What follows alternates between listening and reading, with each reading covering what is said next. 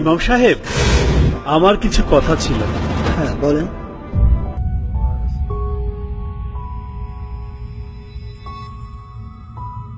এই মুর্দারের কাছে আমি 50 লক্ষ টাকা পাই, এর ফয়সালা কে দিবে? আচ্ছা, আমি ওনার ছেলেদের সঙ্গে কথা বলছি।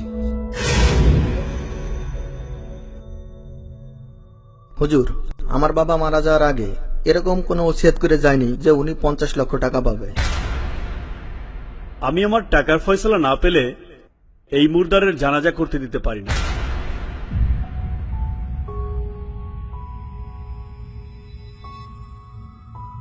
কি করবি এখন? তোর সম্পত্তির ভাগ থেকে দিয়ে দে। কেন আমার সম্পত্তি দেবো কেন? তোর সম্পত্তি দে। তোর সম্পত্তির ভাগ থেকে দে। তোর সম্পত্তি থেকে দে। আরে তোর সম্পত্তির ভাগ থেকে দে। শোন, তাহলে এক কাজ করি, বাবা তোর বলতে আসছে না কে 50 লক্ষ টাকা পাবে, আমরা সরাসরি বলে দিই দিতে পারবো না। ঠিকই বলছিস। ইমাম সাহেব, আমার বাবা যখন বলে যায়নি তাহলে আমরা এই টাকা দিতে পারবো না। সে যদি এই টাকার দাবি না ছাড়ে তাহলে আমি এই জানাজা পড়াইতে পারবো না। ইমাম সাহেব, এই ব্যাগে কিছু গহনা আছে যা বিক্রি করলে উনি বেশ কিছু টাকা পাবে। তারপর উনি যদি চান আমি সারা জীবন ওনার বাসায় কাজ করে ঋণ পরিশোধ করব।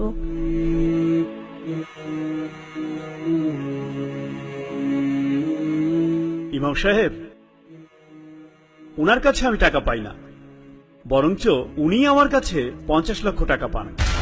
50 লক্ষ টাকা পাবে? 50 লক্ষ টাকা? কি বলে 50 লক্ষ? বাবা তো এরকম কিছু বলে যায়নি।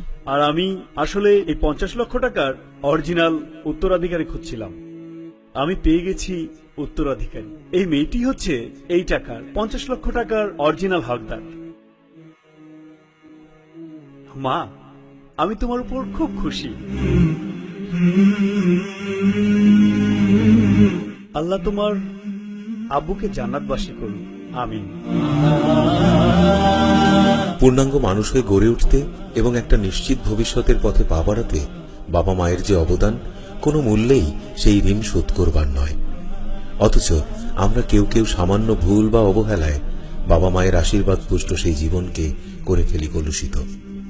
আর যে সন্তান কৃতজ্ঞ চিত্তে বাবা মায়ের ইচ্ছা, বাসনা কিংবা অপূর্ণ কাজ সম্পাদনে নিজের সর্বস্ব বিলিয়ে দিতেও দ্বিধা করে না, আল্লাহর শুভ দৃষ্টি তার উপরে বর্ষিত হয়। বাবা মায়ের প্রতি দায়িত্ব পালনের মাধ্যমে আল্লাহর সন্তুষ্টির পথে আপনাদের জন্য আমাদের এই দাওয়াত।